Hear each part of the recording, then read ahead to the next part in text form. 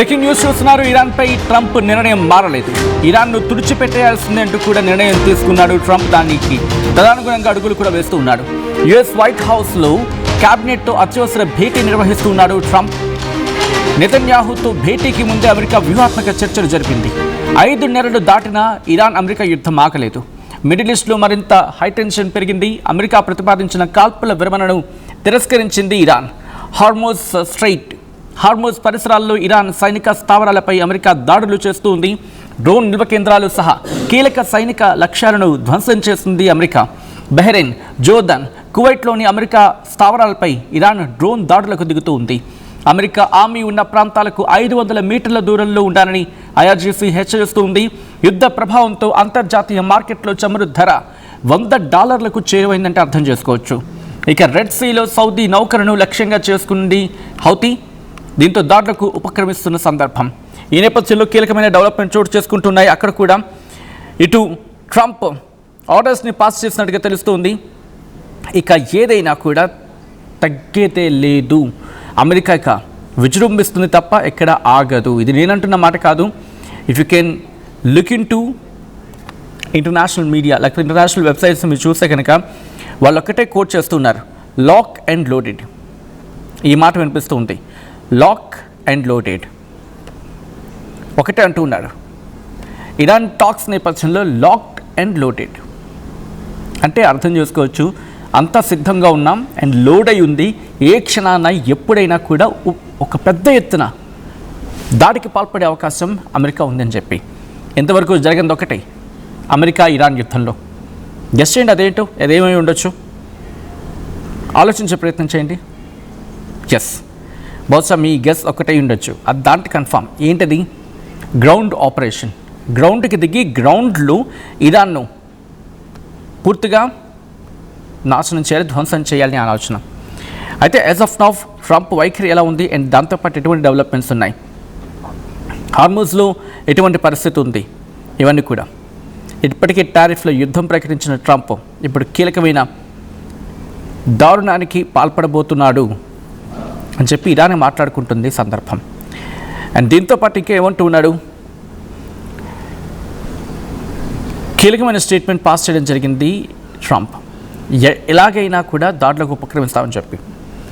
Dialogue between Washington and Tehran continue అవుతోంది అని చెప్పి ట్రంప్ చెప్పుకొచ్చాడు. దాంతోపాటు భయపెడుతూ ఉన్నాడు, మ్యాసివ్ అటాక్కి పాల్పడతాం, మేము మ్యాసివ్ అటాక్కి పాల్పడతాం. అఫ్కోర్స్ టాక్స్ విషయంలో వచ్చినప్పుడు United states remains locked and loaded అని అంటూ ఉన్నాడు. బట్ వెంటనే కౌంటర్ ఇచ్చారు Iran foreign minister Abbas Araghchi. నీ ఉడత బెదిరింపులకు భయపడం. అఫ్కోర్స్ మనం అంటూ ఉంటాం కదా ఉడత బెదిరింపులు అని చెప్పి, అంటే నువ్వు భయపెడితే భయపడిపోము అని చెప్పి చెప్పుకొచ్చిన సందర్భం. అయితే సౌదీ సివిల్ డిఫెన్స్ ఒకటే అంటుంది. The directorate of Saudi defence ఏమంటుందంటే, the danger has passed in Yanbu government. For your safety continue following civil defence instructions and avoid gathering and filming in case of emergency call 911. So దాడులు జరుగుతున్న సందర్భం దయచేసి జాగ్రత్తగా ఉండండి అంటూ కూడా Saudi కూడా వార్నింగ్ ఇస్తుంది. అండ్ దీంతోపాటు సౌదీ అరేబియా అలర్ట్ని జారీ చేయడం జరిగింది యాన్బు గవర్నమెంట్కి. సౌదీ సివిల్ డిఫెన్స్ ఏమంటుందంటే ఒక అలర్ట్ని పాస్ చేయడం జరిగింది, ఒక పొటెన్షియల్ డేంజర్ అయితే యాన్బు గవర్నమెంట్కి పొంచుందని చెప్పి. అండ్ దీంతోపాటు ఇజ్రాయెల్ ఫోర్సెస్ ఇటు నబ్లూస్ మీద, ఈస్ట్ నబ్లూస్ మీద దాడికి పాల్పడని చెప్తుంది. అండ్ దానిపై ఇజ్రాయెల్ కూడా దాడులకు పాల్పడుతోంది. ఇక్కడ ఇరాన్ అమెరికా ఒకటి అంటుంది, breach of agreement for Hormuz tensions అని కూడా. అంటే అమెరికాని అగ్రిమెంట్ని బ్రీచ్ చేసింది, అమెరికాని ఇటువంటి దుర్మార్గాలకు పాల్పడింది, అమెరికాని హార్మోజ్ స్ట్రైట్లో ఇంతటి ఘోరానికి కారణం అనేది ఇరాన్ చెప్తున్నమాట. గత 2 రోజులుగా జరుగుతున్న పరిణామాలు అయితే అత్యంత ప్రమాదకరంగా మారుతున్నాయి. హార్మోజ్ స్ట్రైట్ కావచ్చు, లేకపోతే స్ట్రైట్ ఆఫ్ మలక్కా సైడ్ వచ్చినప్పుడేమో వీళ్ళు హౌతీలు దాడి చేస్తున్నారు. అండ్ ఆ తర్వాత స్ట్రైట్ ఆఫ్ హార్మోజ్ నుంచి వచ్చినప్పుడేమో అమెరికా అని చెప్పి ఇరాన్ ఇలా ఒకరి మీద ఒకరు దాడులకు పాల్పడుతూ ఉన్నారు. దీంతోపాటు ఇంకో పక్క గురించి ఆలోచిస్తాయి, ఎక్కడా సంధి కుదురుతున్న ప్రయత్నాలు కనిపించడం లేదు, సంధి ప్రయత్నాలు ఎక్కడా కనిపించట్లేదు. ఈ నేపథ్యంలోని ఇరాన్ ఆస్తుల గురించి ట్రంప్ కీలకమైన స్టేట్మెంట్ ఇచ్చాడు. ఏమని? అమెరికా ఇరాన్ మధ్య ఉద్రిక్తతలు పెరుగుతున్నాయి రోజు రోజుకి. యుద్ధ పరిణామాల నేపథ్యంలో ఇరాన్కు నిధులను ఫ్రీజ్డ్ ఫండ్స్ ఉన్నాయి కదా, ఇరాన్కు చెందిన ఫ్రీజ్డ్ ఫండ్స్ని మేము ఉపయోగించేస్తామని చెప్పి ట్రంప్ ఇచ్చిన స్టేట్మెంట్ ఇప్పుడు ఇంటర్నేషనల్గా ఒక బిగ్గెస్ట్ డిస్కషన్కి దారితీసింది. ఏమంటాడు? అమెరికా ఆధీనంలో ఉన్న ఇరాన్కు చెందిన ఈ ఫ్రీజ్డ్ అసెట్స్ని యుఎస్ వెషల్స్, లేకపోతే యుఎస్ అమెరికా నౌకలు, లేకపోతే వెషల్స్ కావచ్చు, లేకపోతే కమర్షియల్ షిప్స్ కావచ్చు, వీటి గురించి కోట్ చేస్తున్నాడు. సో ఏమంటున్నాడంటే వెషల్స్ కావచ్చు, లేకపోతే ఈ కమర్షియల్ వెషల్స్ ఇవి, దీంతోపాటు ఇరాన్కి సంబంధించిన ఆస్తులకు జరిగిన అంటే ఇతర సంబంధిత ఆస్తులకు జరిగిన నష్టాలను భర్తీకి ఉపయోగిస్తాము. అంటే ఫర్ సపోజ్ సౌదీ అరేబియా వాళ్ళకి నష్టం జరిగింది అని చెప్పి వాళ్ళు చెప్పుకుంటున్నారు. సో వాళ్ళకు ఉపయోగించే అవకాశం ఉంది. అలా మిగిలిన ఏ దేశాలు అయితే తీవ్రంగా నష్టపోయాయో వాటికి ఉపయోగించే అవకాశం ఇక్కడ కనిపిస్తూ ఉంది. దాంతోపాటు ఇంకా ఇక్కడ అమెరికా ఇరాన్ మధ్య సైనిక ఉద్రిక్తతలు కొనసాగుతున్న టైంలో ఈ ట్రంప్ ఇచ్చిన స్టేట్మెంట్, అందుకని బెహ్రెయిన్ కావచ్చు, వీటికి ఉన్నాయి కదా యుఎస్ బేసెస్, అక్కడ నష్టపోయింది కదా, ఆ యుఎస్ బేస్ అక్కడ ఉండడం కారణంగా ఆయా దేశాలు నష్టపోయాయి. అండ్ మాకు నష్టపరిహారం ఎవరు చెల్లిస్తారు అని చెప్పి గల్ఫ్ దేశాలు అడిగినప్పుడు యుద్ధ భయం, అంటే యుద్ధం కారణంగా మీరు నష్టపోయారు కాబట్టి మీకు ఇరానే చెల్లిస్తుంది అని చెప్పి ఒకనొక సందర్భంలో ఇండైరెక్ట్గా అమెరికా చెప్పుకొచ్చింది. ఇప్పుడు అమెరికా ఏముంటుంది? ఫ్రీజ్డ్ అసెట్స్ వాళ్ళు ఉన్నాయి కదా, వాటిని తీసి మీకు పనిచేస్తాను, ఎక్కడైతే నష్టపోయిన వాళ్ళకి భర్తీ చేస్తాను అనేది ట్రంప్ వర్షన్. అంటే ఇకపై నౌకలు కావచ్చు, సరుకు, లేకపోతే వాటికి సంబంధించి ఏదైనా ఆస్తి కనుక నష్టం జరిగితే అమెరికా ఆధీనంలో ఉన్న ఇప్పుడు ఆ డబ్బుల్ని చెల్లించేస్తుంది అమెరికా. ఇది ట్రంప్ మాటలు చెప్పాలంటే. అయితే నష్టాలు భారీగా ఉండొచ్చు, అయితే ఇది న్యాయమైన చర్య అని చెప్పి ట్రంప్ తనకు తాను మాట్లాడుతుంటే సపోర్ట్ చేసుకుంటున్నాడు. అయితే యెమెన్ హౌతీ ఏం చేస్తున్నారు? రెడ్ సీలో వాళ్ళు అటాక్ పాల్పడుతున్నారు. 2 సౌదీకి చెందిన వెషల్స్ లేకపోతే నౌకలు, వాటి మీద దాడికి పాల్పడిన నేపథ్యంలో ట్రంప్ కీలకమైన వ్యాఖ్యలు చేశాడు. అంటే ఇప్పుడు ఆ డబ్బులు సౌదీకి ఇవ్వబోతూ ఉన్నాడా? ఇనిషియల్గా సౌదీకి స్టార్ట్ చేయబోతూ ఉన్నాడా? అండ్ ఆ సౌదీ అంటే వీళ్ళకి డబ్బులు కనుక ఇచ్చేస్తారనుకుందాం, సౌదీకి వాటికి డబ్బులు ఇచ్చేస్తే మరి వాళ్ళ పరిస్థితి ఏంటి? ఇరాన్ ఫ్రీజ్డ్ అసెట్స్ కదా అవి. ఎలా ఉంటుందంటే నా డబ్బులు నేను బ్యాంకులో పెట్టుకున్నా, ఏదో అవినీతి అని చెప్పి బ్యాంకు వాళ్ళు దాన్ని లాక్ చేశారు. సో ఆ డబ్బుల్ని ఇది నా కంట్రోల్లో ఉంది కదా, నేను ఇచ్చేస్తాను, నీ వల్ల నష్టపోయాడు కాబట్టి నీ డబ్బులు నా లాకర్లో పెట్టుకున్నవి నేను నీ లాకర్ ఓపెన్ చేసి ఇచ్చేస్తానంటే ఎంతవరకు సమంజసం? అంటే ఇక ట్రంప్ టార్గెట్ ఒకటి, ఫస్ట్ ఇరాన్ని ఫినాన్షియల్గా వీకెండ్ చేయాలి, ఇరాన్ని బలహీనపరచాలి పూర్తిగా ఆర్థిక పరంగా. అందుకే ఏం చేస్తూ ఉన్నాడు? కశ్మీర్ ఐలాండ్ని టార్గెట్ చేస్తూ ఉన్నాడు, చబహార్ పోర్ట్ని టార్గెట్ చేస్తూ ఉన్నాడు, వాళ్ళ డ్రోన్ సిటీస్ని టార్గెట్ చేస్తూ ఉన్నాడు, దాంతోపాటు మిగిలిన ప్రాంతాన్ని టార్గెట్ చేసుకుంటూ ఉన్నాడు. సో వీటితో పాటు వాళ్ళ న్యూక్లియర్ ఫెసిలిటీస్ని టార్గెట్ చేసుకుంటూ ఉన్నాడు. వాళ్ళ రీసాలిటేషన్ అంటూ ఉంటారు, అంటే ఉప్పు నీటిని మంచినీటిగా మార్చుకుని ప్రక్రియ జరిగే ప్రాంతాలు ఉంటాయి కదా, లేకపోతే పరిశ్రమలో ఓడబెట్టినవి, వాటిని టార్గెట్ చేస్తూ ఉన్నాడు. దాంతోపాటు ఇంకా ఏమంటున్నాడు? ఇటు ఏ ప్రాంతాలను అయితే కీలకంగా ఇరాన్ చెప్పుకుంటుందో వాటిని మేము టార్గెట్ చేస్తాము అని చెప్పేది ఇక్కడ ట్రంప్ మాట. సో ఇలా జరుగుతున్న క్రమంలోనే ఇప్పుడు కీలకమైన డెవలప్మెంట్ చోటు చేసుకుంటోంది. మరీ ముఖ్యంగా ఇప్పుడు క్యాబినెట్ భేటీకి సంబంధించి క్యాబినెట్కి సంబంధించి కీలకమైన డిస్కషన్ జరుగుతున్న సందర్భం.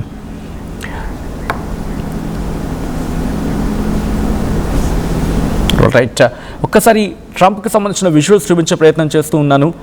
క్యాబినెట్ భేటీ అయిన తర్వాత ఆయన బయటకు వస్తున్న సందర్భంలో కాస్త ఇబ్బంది పడ్డాడు. దానికి సంబంధించిన లేటెస్ట్ విజువల్స్ మీరు చూస్తూ ఉన్నారు. ఇటు ట్రంప్ క్యాబినెట్ భేటీ అయిన తర్వాత బయటకు వస్తున్న సందర్భంలో కింద కుప్పకూలిపోయాడు.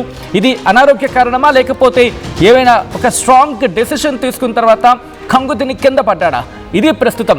ట్రంప్ కంగుతిని కింద పడ్డాడా? ఏమైనా అటువంటి షాకింగ్ న్యూస్ ఏమైనా చెప్పుకొచ్చారా?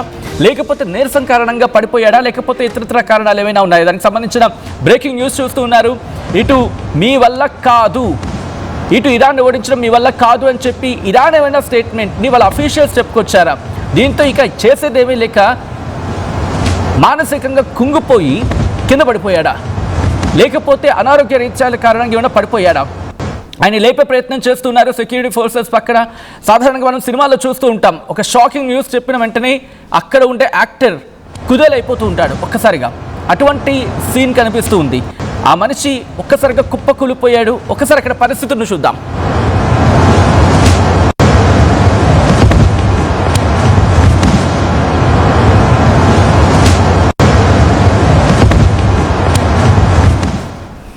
అమెరికా అధ్యక్షుడు డొనాల్డ్ ట్రంప్ ఒక్కసారిగా కృంగిపోయారు, ఒక్కసారిగా కుదేలైపోయారు. ప్రస్తుతం విజువల్స్ మీరు చూస్తూ ఉన్నారు. ఆయనకు నీరసమే కారణమా లేకపోతే ఇతరతర కారణాలు ఏమైనా ఉన్నాయా? దట్టు ఇటు క్యాబినెట్ భేటీ అయిన తర్వాత, మరి ముఖ్యంగా యుద్ధానికి సంబంధించి కీలకమైన డిస్కషన్స్ జరిగే క్యాబినెట్లో. ఆ క్యాబినెట్ భేటీ అయిన తర్వాత ఈ పరిణామం చోటు చేసుకుంది. ఆయన బయటకు వచ్చే వెహికల్ ఎక్కే ముందు ఒక్కసారిగా అలా కుప్పకూలిపోయారు. అధ్యక్షుడు కుప్పకూలిపోవడం ఇప్పుడు హాట్ టాపిక్గా మారింది. ఎందుకంటే సాధారణంగా ఆయన మొన్న ఎక్కడో అనుకుంటా విమానం ఎక్కుతున్నప్పుడు దిగుతున్నప్పుడు ఆయన కాస్త కొంచెం ఇబ్బంది పడుతూ దిగిన సందర్భం. సో ఆ సందర్భం తర్వాత మళ్ళీ ఈరోజు మనం మాట్లాడుకుంటూ ఉన్నాం. ట్రంప్కి ఏమైంది? ఈరోజు క్యాబినెట్ భేటీ జరిగిన తర్వాత ఏమైనా షాకింగ్ విషయాలు చెప్పుకొచ్చారా? ట్రంప్కి దిమ్మ తిరిగిపోయి మైండ్ బ్లాక్ అయ్యే వార్త ఏమైనా చెప్పుకొచ్చారా? ఇటు ఇరాన్తో యుద్ధం కంటిన్యూ అవుతూ ఉంది, లాక్ అండ్ లోడింగ్ అంటూ ఉన్న సందర్భంలో ఇప్పుడు ట్రంప్ ఒక్కసారిగా కుప్పకూలిపోవడం దేనికి సంకేతం? విజువల్స్ మీరు చూస్తున్నారు టీవీ స్క్రీన్ మీద. ట్రంప్ ఒక్కసారిగా కుదేలైపోయారు. ఆఫ్ కోర్స్ ఆయనకి అనారోగ్య కారణాలు అయితే ఉన్నాయి. అనారోగ్య కారణాల కారణమా లేకపోతే నీరసం లాంటి ఇష్యూస్ ఏమైనా ఒక్కసారిగా ట్రిగ్గర్ అయ్యాయా? లేకపోతే ఇంకా ఇతరతర కారణాలు ఏమైనా ఉన్నాయా? ఈరోజు క్యాబినెట్ భేటీ జరిగిన తర్వాత అఫ్కోర్స్ ఆయన ఆరోగ్యంగా ఉన్న సందర్భం చెప్పి మాట్లాడుకుంటూ ఉన్నారు. ఎందుకంటే క్యాబినెట్ బ్రీఫింగ్ చేశారు, ప్రెస్ బ్రీఫింగ్ చేస్తూ ఉన్నారు. ఇరాన్కి సంబంధించి ఇష్యూస్ వచ్చినప్పుడల్లా ట్వీట్ తనదైన స్టైల్లో తన ఓన్ ఖాతా ట్రంప్కి సంబంధించి ఓన్ ఖాతా నుంచి ఆయన ట్వీట్ చేస్తూ ఉన్నారు. ట్రూత్ సోషల్ మీడియా నుంచి పోస్ట్ చేసుకుంటూ వచ్చారు. ఆ తర్వాత దాన్ని పోస్ట్ చేస్తుంది వైట్ హౌస్. ఇవన్నీ పరిణామాలు జరుగుతూ ఉంటాయి. లాభం అనేది స్ట్రైట్ ఆఫ్ హార్మోస్ని కాపాడేది నేనే చెప్పుకొచ్చిన ట్రంప్ ఎందుకు ఈరోజు ఇలా కుప్పకూలిపోయారు? ఆయన ఆరోగ్యాన్ని ఎప్పటికప్పుడు భద్రతగా, ఆయన ఆరోగ్యం పట్ల ఎప్పటికప్పుడు జాగ్రత్తలు తీసుకుని వైట్ హౌస్ ఏమైనా నిర్లక్ష్యం చేసిందా అనే క్వశ్చన్ మార్క్ని ఇక్కడ రైజ్ అవుతుంది. ఎందుకంటే ఆయన ఆరోగ్యవంతుడు అనేది వినిపించబడి అఫ్కోర్స్ చిన్న చిన్న అనారోగ్య సమస్యలు ఉన్నాయి. సో అటువంటి వాటికి ట్రీట్మెంట్ కూడా జరుగుతూ ఉంటుంది. అండ్ అధ్యక్షుడికి ఉన్న వ్యక్తికి ఎప్పటికప్పుడు ఆరోగ్యానికి సంబంధించి వాళ్ళు జాగ్రత్తలు తీసుకుంటారు, టెస్టులు జరుపుతూ ఉంటారు. బట్ ఈరోజు ట్రంప్ కుప్పకూలిపోయాడు. ఆ విజువల్స్ మీరు చూస్తున్నారు. ఈరోజు క్యాబినెట్ భేటీ జరిగిన తర్వాత బయటకు వచ్చిన సందర్భంలో ట్రంప్ ఒక్కసారిగా అలా కూర్చుండిపోయాడు. వెహికల్ ఎక్కే కన్నా ముందు అటువంటి పరిణామం చోటు చేసుకుంది. క్యాబినెట్ భేటీ తర్వాత, అత్యవసర భేటీ నిర్వహించిన తర్వాత ట్రంప్కి జరిగిన పరిణామం ఒక్కసారిగా తీవ్ర చర్చాంశంగా మారింది. ప్రపంచవ్యాప్తంగా తీవ్ర చర్చకు దారితీసే అవకాశం ఉంది. అమెరికా అధ్యక్షుడు డొనాల్డ్ ట్రంప్, ఆయనకి ఇప్పటికీ అనేక అనారోగ్య సమస్యలు అయితే ఉన్నాయి. వాటి గురించి కూడా మనం మాట్లాడుకునే ప్రయత్నం చేద్దాం. ఎందుకంటే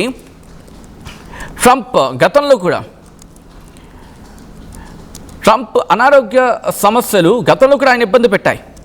బట్ అంత టైం ఇచ్చాయా? ఆయన ట్రీట్మెంట్ తీసుకున్నారు, వాటి నుంచి కోలుకుంటూ ఉన్నారు.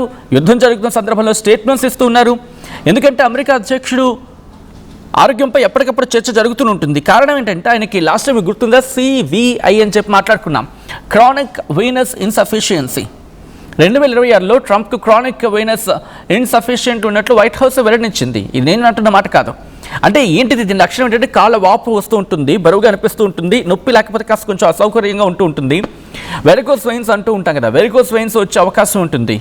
అండ్ ఇది ముఖ్యంగా వయస్సు పెరిగే కొద్దీ అసాధారణంగా ఒక్కసారిగా కనిపించే అవకాశం ఉంటుంది. అంటే కొద్దిగా సాధారణంగా కనిపించే సమస్య అని చెప్పి. ఆ తర్వాత చేతిపై గాయాల మచ్చలు కనిపించాయి. ట్రంప్ చేతిపై కాస్త లైట్ బ్లూ కలర్లో ఉన్న మచ్చలు కనిపించిన సందర్భం. ఆ ఊహాగానాలు వచ్చాయి. తరచూ రక్త పరీక్షలు చేయించుకోవడం, లేకపోతే ఆస్పిరిన్ లాంటి రక్తాన్ని పలిచం చేసే మందులు వాడడం కారణంగా అలాంటి మచ్చలు రావచ్చు అని చెప్పి అభిప్రాయాలు వ్యక్తమయ్యాయి. అప్పుడు ఆ టైంలో తీవ్రమైన వ్యాధికి ఇది నేరుగా సంకేతం అని చెప్పి ఆధారాలు ఏవీ లేని సందర్భం అప్పుడు. అయితే బరువు గురించి కూడా మాట్లాడుకున్నారు. ట్రంప్ బరువు సాధారణ BMI ప్రమాణాల కంటే అధికంగా ఉన్నప్పటికీ ఆయన వ్యక్తిగత వైద్యులు మొత్తం ఆరోగ్య పరిస్థితి బాగానే ఉందని చెప్పి గత కొన్ని రిపోర్ట్స్లో చెప్పుకొచ్చారు. దీంతోపాటు COVID-19 2020లో ట్రంప్కు COVID-19 వచ్చింది. సో ఇవన్నీ మాట్లాడుకుంటూ ఉంటారు. కానీ ఇప్పుడు ఆయన ఇలా కుప్పకూలిపోవడానికి కారణం ఏమై ఉండొచ్చు? ఆరోగ్య సమస్యలా, లేకపోతే ఈరోజు క్యాబినెట్ భేటీ జరిగిన తర్వాత ఆయనే కంగు తినేలా క్యాబినెట్ భేటీలో వాళ్ళ సెక్యూరిటీ ఫోర్సెస్ ఏవైనా షాక్ లాంటి విషయాలు చెప్పుకొచ్చాయా? మీరేమనుకుంటూ ఉన్నారు? కామెంట్ చేయండి.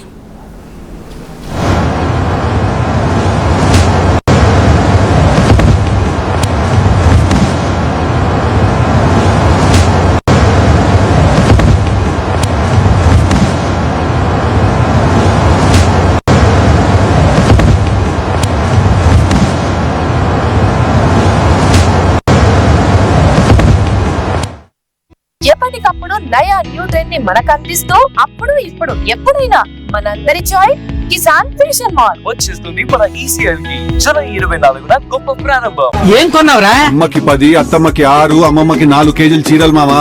అబ్బో ఇక్కడ కేజీ చీరలు కొంటే అర కేజీ చీరలు ఫ్రీ అంట. Churidar, men's wear, kids wear 1+1, 2+1 మస్తు ఆఫర్లు ఉన్నాయి. మరి ఇంకా మాంగళ్య ఆషాఢం కేజీ సేల్ అంటే తెలుసు కదా. మాంగళ్య షాపింగ్ మాల్ కేజీల్లో సేల్, టన్నుల్లో ఆనందం. అందరికీ నమస్కారం. నేను మీ అనసూయ భారద్వాజ్. ఆషాఢ మాసం సందర్భంగా మన కాసం ఫ్యాషన్స్ ఏపీ అండ్ తెలంగాణలోని 24 స్టోర్స్ లో సరికొత్త ఆఫర్స్ తో మీ ముందుకు వస్తుంది. అంతేకాకుండా ఈ ఆషాఢ మాసంలో మన ప్రత్యేకత కిలో చీరలు కొనండి, అర కిలో చీరలు ఉచితంగా పొందండి. Pure in its form with grace made noble.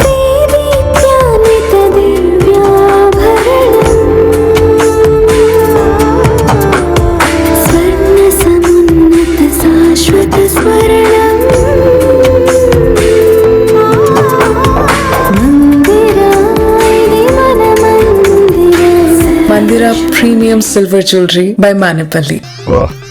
I'm Gomati, a data scientist and a classical dancer. I'm more than one. At Anurag University, be everyone you dream to be. Tournament కి ముందు paint ఎలా చేస్తాం?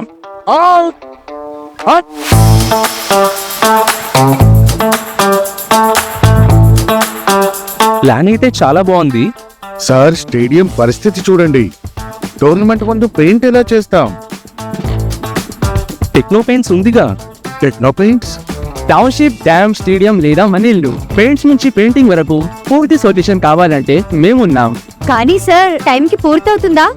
రోజుకు 23 లక్షల square feet painting చేయగల సామర్థ్యం, 5,000 మంది skilled labour team మా వెంట ఉంది. 23 లక్షల? అవును, ప్రపంచ స్థాయి రంగులు, అద్భుతమైన షేడ్స్ తో భారతదేశపు అసలైన పెయింట్ మరియు పెయింటింగ్ శక్తిని మేమే.